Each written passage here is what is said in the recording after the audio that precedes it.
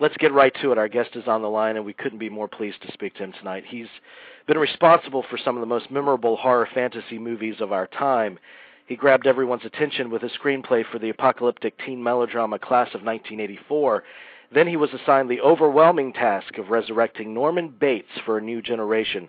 The result was Psycho 2, a sly and effective sequel released at the height of the modern slasher movie craze. He would reunite with Psycho 2 director Richard Franklin for the clever children's spy thriller Cloak and Dagger, before finally getting a crack at directing his own screenplay the following year with the erotically charged teen vampire horror comedy Fright Night, which featured terrific performances from Chris Sarandon and the late Roddy McDowall. Other directorial efforts include the exciting LA cop thriller Fatal Beauty, the satirical corporate thriller The Temp, the moody Stephen King story Thinner, and episodes of both Tales from the Crypt and Masters of Horror. In 1988, he co-wrote and directed the new classic children's fantasy Gone Evil Child's Play. In introducing the iconic Chucky character, Child's Play subverted the cliches of children in peril situations to chilling effect. There have been numerous sequels of varying quality, but there is only one that is worthy of a lavish 20th anniversary edition on DVD, which you can purchase in stores beginning Tuesday, September 17th. It is my great pleasure to welcome to Back by Midnight writer-director Mr. Tom Holland. Let me bring him up here on my switchboard. And here we are, Mr. Mr. Holland, are you with us? Yes, I am. Is that you, Jimmy? It's me. It's Jamie. How are you doing, sir? Jamie. Well, I got to tell you, that is the best introduction that I've ever had in my life. That was fabulous. I cannot take credit for it. It was written by our good friend Aaron. So. Oh, well, Aaron, please tell Aaron. I'm sorry he got called away tonight, but tell him that's a barn burner, man. Oh, I got it. He's got to send that to me. Put that in email so I can put that up on my MySpace page or something. That's terrific. The only one he forgot was the first one I wrote. My first screenplay was The Beast Within in 1980. Yes. I think that's the only one he forgot. Yeah. And I did an Amazing Stories with Jonathan Cryer also. Oh wow! But I mean, good, bad, and ugly. He did a great job with that. I'll make sure he knows. No, please. We've spoken before on my show, Movie Geeks, concerning Psycho 2. And it was a tremendous treat for me to be able to speak to you, and it was such a great conversation. So I couldn't be more thrilled to speak to you again tonight. Thank you, baby. I understand that you just attended, was it a tribute dinner for Dario Argento the other night? No, we have that tomorrow night. Oh, it's tomorrow night. Tomorrow night, and I'm looking forward to that because I've never met him. And wow. I understand from Mick Garris that he's a really charming guy, so I'm really looking forward. Yeah, I would imagine he is, and such a body of work. How would you categorize his particular voice in the horror genre? What makes him unique? Oh boy! Well, I mean, when like late '70s, when was Suspiria? I mean, but before that, it was a James Franciscus one. I can't remember the titles now, but he was working. Yeah. I noticed him in the late '70s, right? Mm-hmm. Yeah. Yeah. I'm not sure. He was the first guy that I saw that did operatic horror. I mean, he was combining horror with these phenomenal camera moves. He was taking production design in terms of color, and he was using blood like paint. I mean, it was the look. It was what he did with the cinematography. I mean, I don't think the stories made any sense at all, but I mean it was ravishing stuff. He was in love with horror for what he could do with the camera and with the look of it. I mean, it was just gorgeous stuff. Yeah, quite an amazing talent. And you mentioned that you've never met him before. Never. Is that odd? Do people in the horror genre amongst the writers, directors, do they tend to socialize, or do you spend much time with? I think a lot of us have come together because of Mick Garris's dinners, but I think Dario because he's Italian, so he's not, so he just isn't in town that often. I don't think. So I think he's in town working on a picture, and so it was a chance for a lot of us to get together and meet him. Yeah, he's got the new Adrian Brody, the Mother of Tears, I think is his latest. So okay, you know more than I do. So we talked about Dario. How about you? Can you turn an inward eye and categorize your own contribution to the horror genre? Oh gosh, Jamie, that's very hard. I mean, it isn't false modesty. I mean, it's just very, very hard to judge what I did or what I'm doing. I have an internet show that's coming out on Strike TV in the third week in October. It's called Five or Die, and there are teaser trailers out on the web. There's a MySpace page for it. If your listeners sign up for the MySpace page, we'll give them the code key so they can get into the site, which is in soft launch now or a beta, and take a look at my newest work. Trying to judge what I did, it's just so hard. I remember that when I started out with a movie of the week called The Initiation of Sarah. And I mean, when I was having people, turn into animals and monsters and everything, everybody thought I was nuts in 1977 or 78. So I know I was, whatever the impulses were, I was at the vanguard of transformations into monsters or into alter egos or whatever you want to call them. I know that. I continued and tried it with the lead in The Beast Within, and it just seems to. I think that the horror community was so much smaller then, and also it wasn't as well organized or as vocal as it is now because of the internet. I'll also say something else. Just give you a sense of the power of the internet. We're doing a midnight screening at the New Art on Santa Monica and Los Angeles on Friday night, I think the 19th. The 19th, I was going to ask you about that, A Fright Night. And that came out just last night on Ain't It Cool News. And now is hitting the other horror sites, Icons of Fright and everything. And I just got an email to check out the talkback in Ain't It Cool News, and it goes on for pages.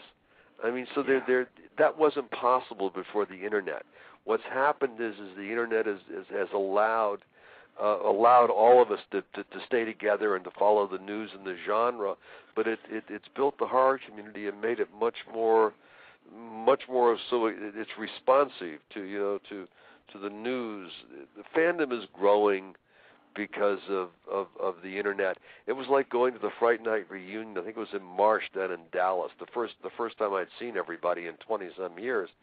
Right. And they got the word out, and it was just packed.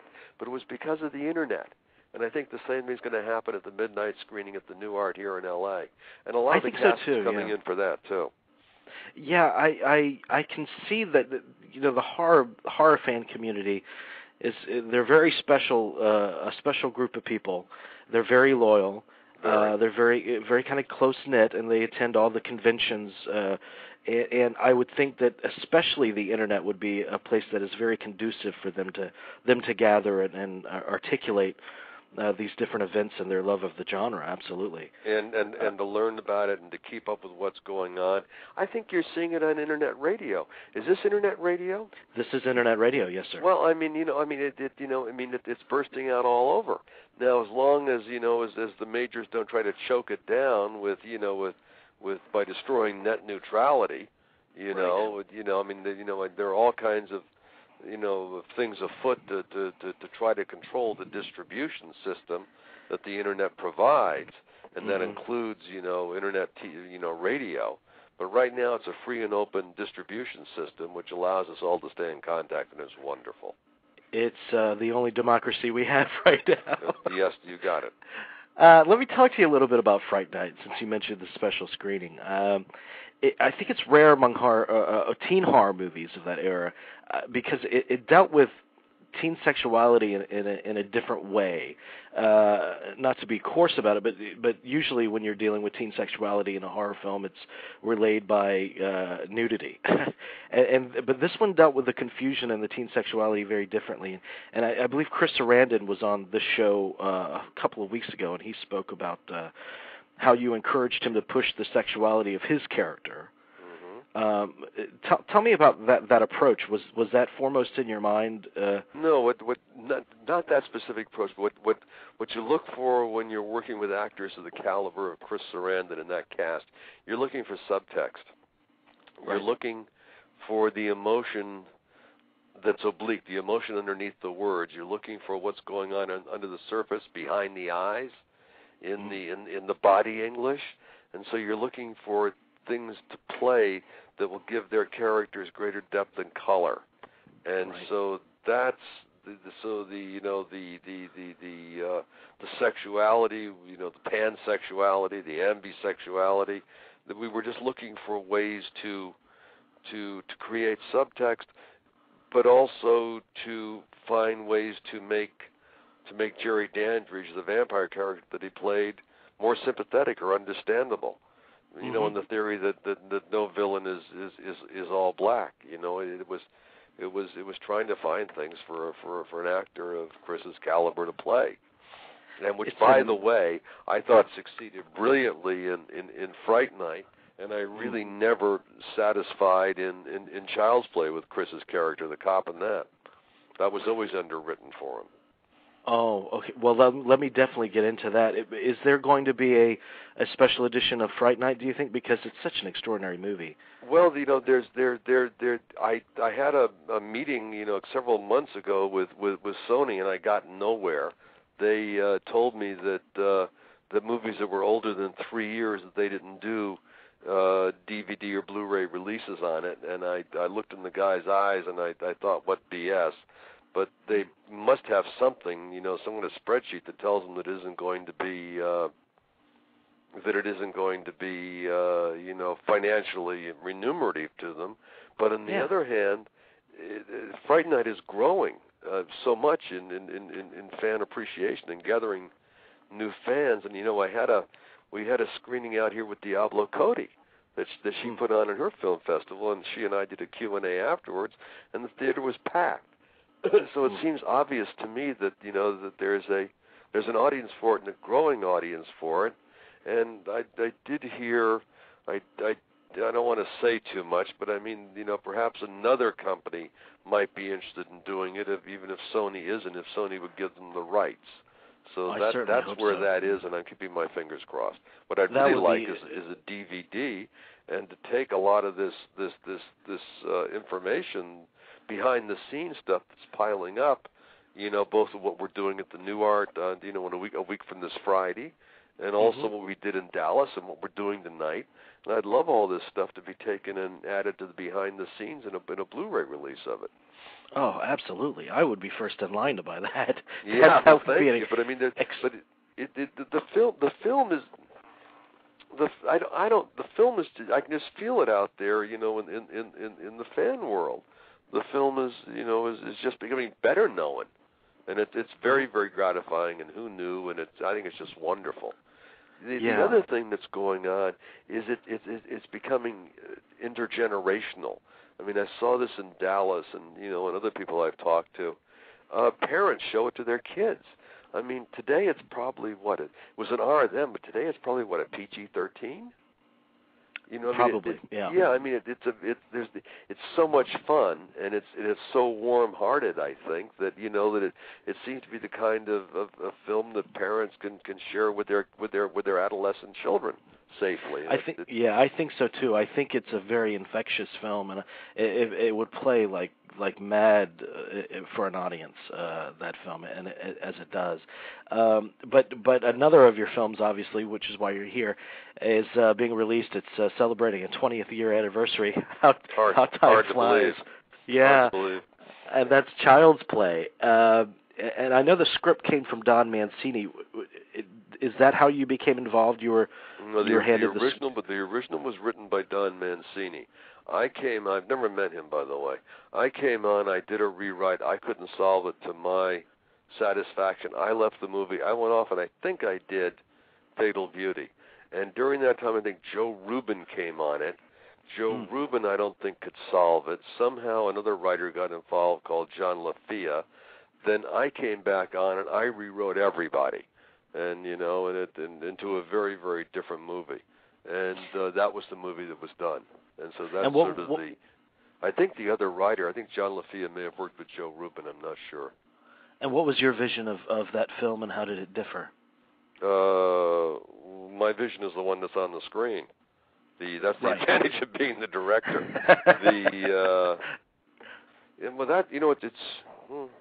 I don't know. My memory is that the one that Mancini wrote was more like an extended Twilight Zone.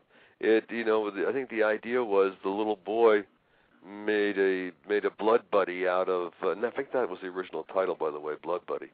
Yeah. Made a blood buddy out of the doll. When he fell asleep, the doll came alive and murdered people he didn't like his dentist, his doctor. I think maybe at the end, maybe it went after his mother. I can't remember. His teacher, with the doll, killed his teacher, but it was acting out of the little boy's, the little boy's dislikes. It didn't have a villain. Didn't have Charles Lee Ray. It didn't have the Brad Dourif character.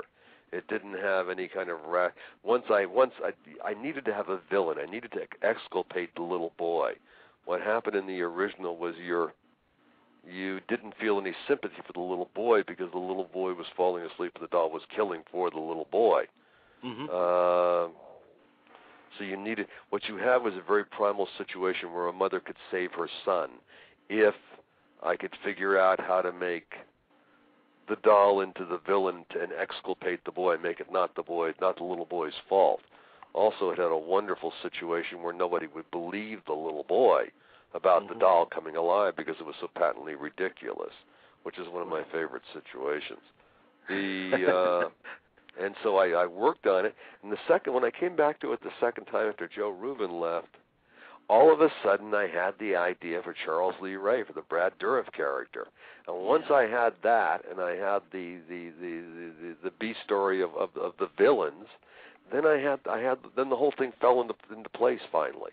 And it fell into place right, and it felt like the wonderful roller coaster ride it turned into. And it was, there was something that always potentially, funny about it, because it's a humorous idea. And there's also something very primal about it, because who hasn't thought of, when they were kids, who hasn't thought of their toys coming alive and how frightening that is? Oh, yeah. I also had two examples where it worked. One, very, very close to the time that I agreed to do it. Poltergeist had come out before that, Tobe Hooper's Poltergeist. And there's that great scene in the bedroom where the dolls come alive, and I think the clown comes out from under the bed and grabs a little boy. And so the child's playthings coming alive are very, very frightening. And before that, back when I was young, there had been a great TV movie called Trilogy of Terror by Dan Curtis. Am I ringing a bell at all? I have heard that title. Okay, yeah. To go out and buy it, find it, hunt it down. It's probably a pirate video cassette somewhere. It was a trilogy, and Dan Curtis is I never met him, but a terrific.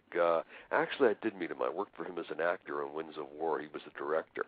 But he produced Dark Shadows, the soap opera, right, and the vampire soap opera, and he did a movie of the week called Trilogy of Terror with Karen.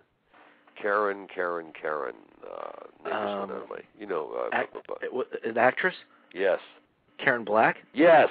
It was with Karen Black, and it was from a short story by Richard Matheson, Christian Matheson's father. And I think the short story is called The Zoomy Doll. And it's about a woman who brings home like a 6-inch tall doll, and she puts it down, and somehow she doesn't realize it, but she breaks the the spell, and the 6-inch doll comes alive. It's got a spear, and it spends the next 30 minutes trying to kill her in the apartment.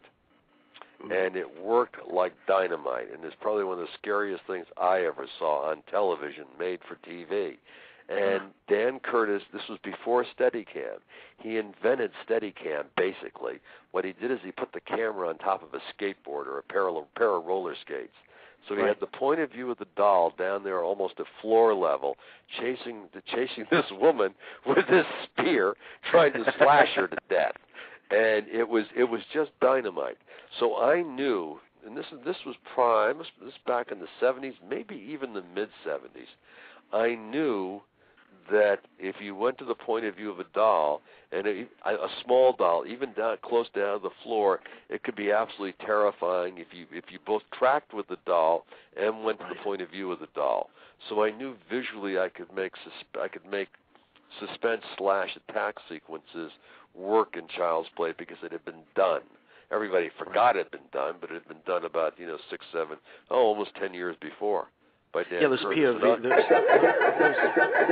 Sorry, excuse me. The volume on my computer's on. Those POV shots are extremely effective, and there's a couple of pitfalls with this that I think you touched on a little bit, and I want to get your opinion on how you avoid them. You talk about Child's Play. It's a primal idea, and yet it is a lot of fun, and it's definitely effective in the scare department. How do you're excellent at balancing those emotions, and I would think that they run counter to one another. The laughter and being frightened at a horror film, they're both some form of release. Well, how do you do that? Yes, exactly. The horror can work very effectively. Humor can work very effectively in horror because the audience does need a release. And so if you give them a laugh, it can be explosive because they're looking for a way to release the tension that's built up. So that's one. Two, you have to keep whatever the humor, it can't be self-referencing. It can't be ironic, and it can't break the third wall, which you see a lot. It goes into camp or it goes into farce. And farce indicates the genre is about exhausted.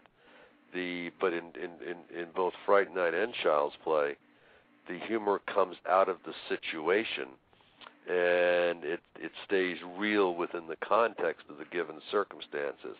Examples of humor in Child's Play are the doll in the elevator after the elderly couple go up in it, and the woman turns back and looks at the doll and says, "Ugh, ugly doll," and walks away.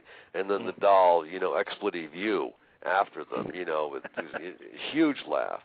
Another example is the knife blade coming up in the attack of Chucky in the car on Chris Sarandon. The knife blade comes up between Chris's legs and almost hits him in his private parts. And he jumps in the audience, and I got to tell you, from watching that film in a lot of screenings, every male in the audience jumps, and then there's a huge laugh. Right. But they stay within the reality of the situation. The laughs are real, and are based on the reality of the situation. They're not commenting on the material, and so you mix those things together. In other words, if your horror is working, your comedy laughs can be even bigger than they normally would be because they're relief. And how do you know that the horror is working? Is it difficult to gauge on set or when or even before when you're writing it?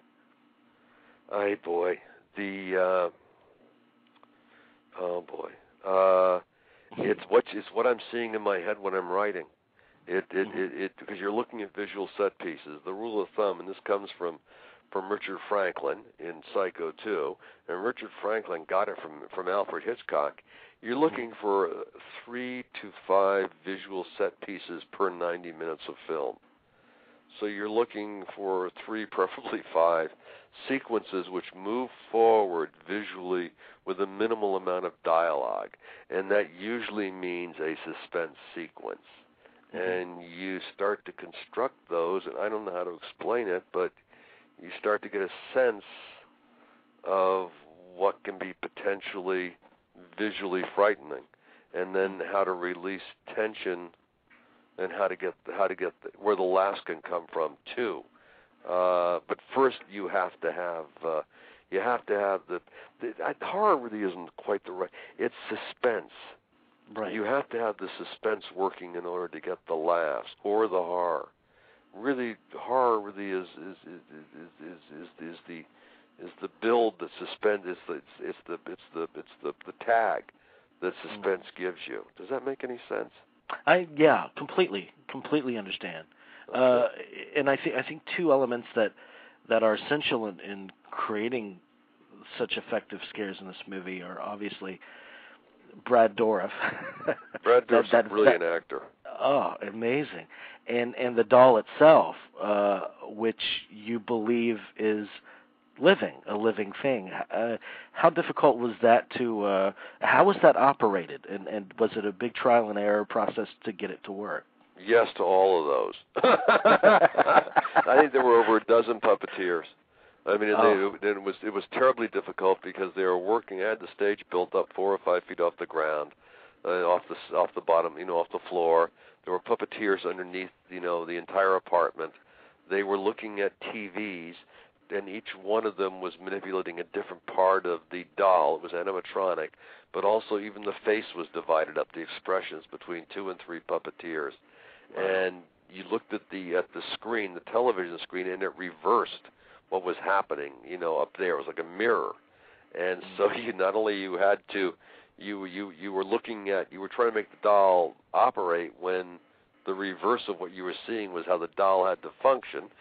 Right. And it was very, very hard to get any tensile strength in the doll. The doll couldn't hold anything, including the knife. The knife ended up being a piece of, of aluminum, if I remember correctly. The eye line, which has to work before you cut, over the shoulders, or close-ups. It was terrible getting the doll's eyes to be right, so it seemed as though he was looking at whoever he was talking to or trying to attack. It was extremely difficult, and it was a terrific effects team, and that was. It was headed up by Kevin Yeager, but I mean it included people. One of the assistant, one of the puppeteers was Howard Berger, who now runs KLM, which is probably the biggest effects house here in L.A. Howard Berger and Greg Nicotero. So a lot of people got their start on that. For that matter, a lot of people got their start on Fright Night. I just had lunch with Randy Cook. Randall Cook will be with us on Friday night at the Fright Night screening. But Randall Cook, I think, is a 3-time award winner for doing the effects in Lord of the Rings. And he went on from from Ghostbusters to Fright Night and on to Lord of the Rings. He also did the Gate along the way. So I mean, it's you see people's career, you see people learning and experimenting and growing throughout these films, and hopefully I've done the same thing throughout my career. Oh, sure. And you've created, and I know you couldn't have known it as you were doing it, but this character, Chucky, it has such a legacy now.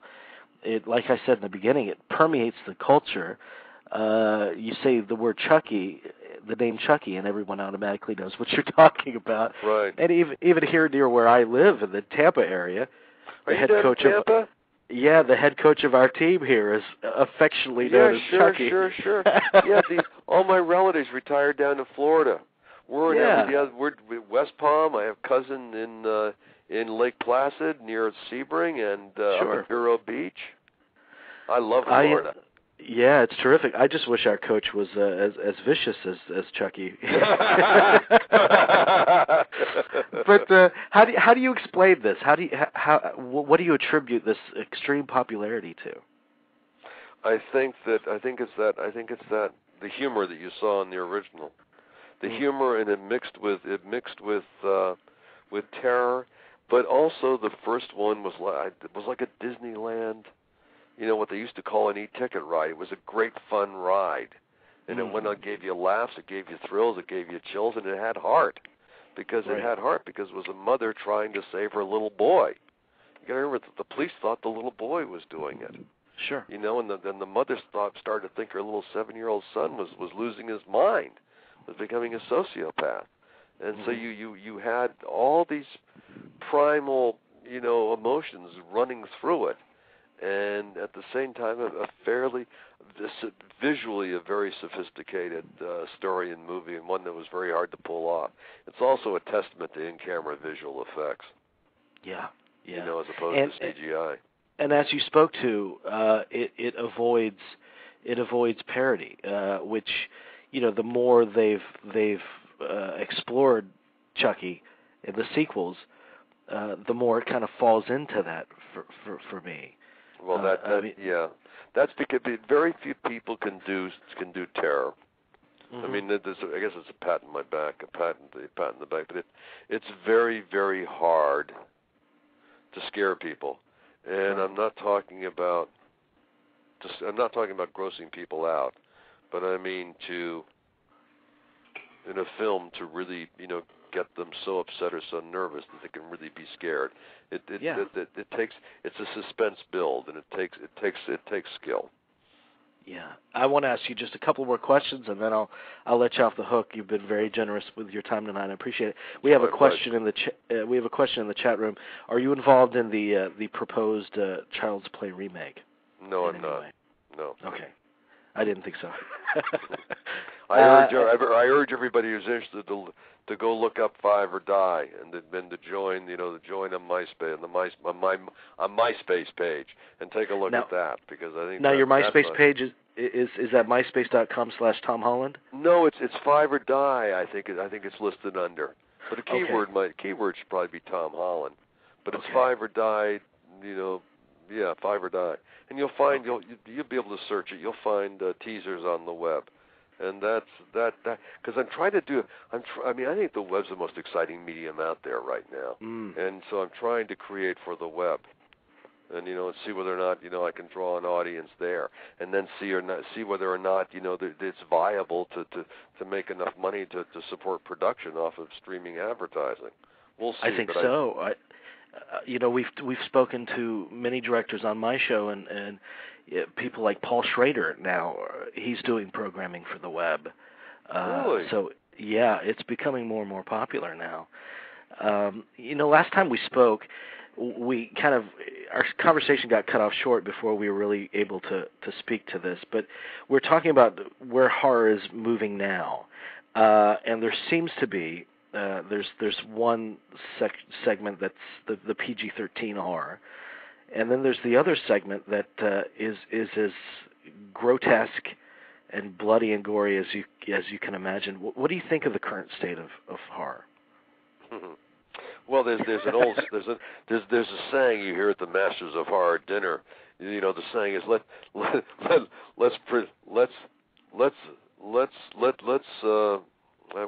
they say? Let's bring terror back into horror. Let's do something different. Let's make horror movies scary again. That's it. Let's do something different. Let's make horror movies scary again. The PG-13 is because they're making them for girls. They're making them for. That's what you see with Sony and Prom Night, and When a Stranger Calls or whatever it is. And that's because I think so many young males have left watching television. They're watching the internet or they're on their video games. But the majors can still do mass advertising and reach a young female audience on TV. So I think that's why you see The Grudge. And I think it started with The Ring, which I thought was a terrific film. But that's why you see it with The Grudge and, and the Sony stuff I just mentioned. So you get PG-13 because they're advertising young girls, because that's all they can get as the system changes and falls apart. Then you've got, torture porn, which is what you're talking about, right? Yeah. When you say the grotesque side. Well, Five or Die, I do a lot. Five or Die is pretty rough, but at the same time, it ends with a jolt of horror, but also a very, very nice chuckle.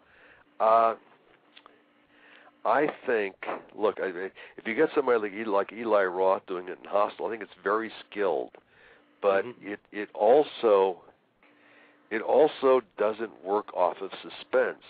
It's more like action in a way, like the opening of Private Ryan, where you're watching everybody get blown apart. it's not as elegant. Let me put it that way, because it's easier to do a gore fest as you're straight through than to build suspense and scare the hell out of the people with the kill at the end, because what you do is you're building 2 or 3 times where you think the person's going to die and they don't. And then when you're sure that it's going to happen because the cat jumps out of the darkness or whatever, you still don't.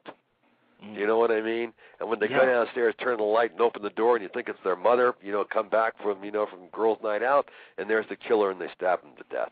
I mean, that's the kind of build that you need to get the terror. I mean, does that make any sense? No, that makes perfect sense, and I think that's probably why Hitchcock is considered such a master. Well, there's absolutely. I stand, and I think we all do. We all stand on his shoulders. And Psycho is the definitive movie that broke it all open and that changed it all. And I think he articulated well. He said something to the effect of, I'm paraphrasing, of course. He said, the suspense doesn't come in the bomb blowing up. The suspense comes in the anticipation of it blowing up. Well, that if you see the person place the bomb under the table, then the couple can sit at the table and talk for 10 minutes and nobody's leaving. Yeah. Yes. And we've kind of lost that in the horror genre as a whole. I mean, there are definitely exceptions, as you speak of. Well, part of the argument would be for that is that the audience has consistent ADD these days. I mean, I hear a lot of reasons given that I don't particularly agree with. Depends on how strong your material is.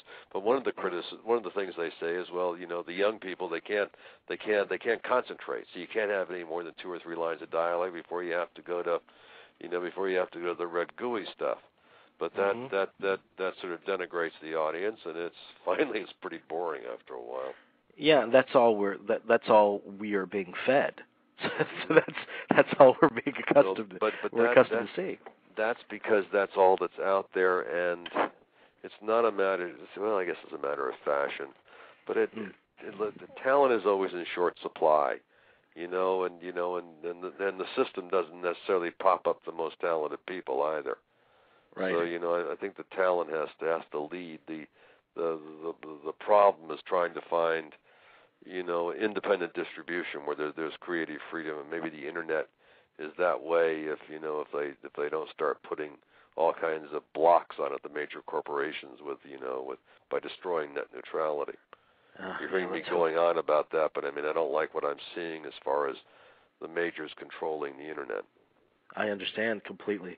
Child's Play 20th Anniversary Edition comes out Tuesday, September 17th, a week from today. And September 19th, that's a Friday of next week, a special screening at the New Art Theater in Santa Monica for Fright Night. And October 16th, Strike TV. Strike TV. Five or Die. Five or Die on the website there that we will post up in the chat room. It is a great pleasure. It's a great pleasure to speak with you, sir. Jamie, thank you. It's still the best introduction I've ever heard. Give Aaron my best. If only everywhere you go, someone could introduce you. Like whenever you walk into a room. Wonderful. All right. Thank you so much, Thank you. Mr. God Holland. bless everybody. Bye-bye. You too. Thank you, sir. Bye-bye.